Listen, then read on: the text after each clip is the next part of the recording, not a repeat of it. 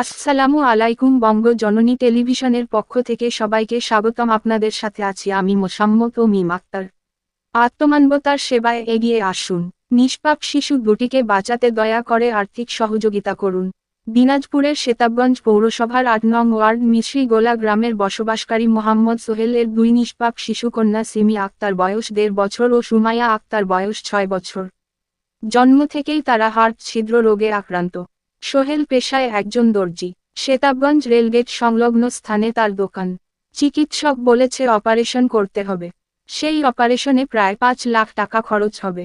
Operation করতে হবে ইন্ডিয়ায়।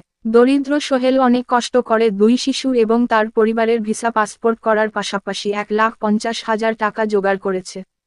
অবশিষ্ট ৩,৫০,০০০ টাকা সে জোগাড় করতে পারছে না। তিনি সমাজের বিত্তবান সহৃদয় মানুষসহ সকল শ্রেণীর মানুষের কাছে তার এই অবুঝ শিশুকন্যাদের বাঁচানোর জন্য আর্থিক সাহায্যের আবেদন জানিয়েছেন। অবশিষ্ট টাকা জোগাড় হলে তিনি আগামী ১০ই অক্টোবর ভারতের উদ্দেশ্যে রওনা হবেন।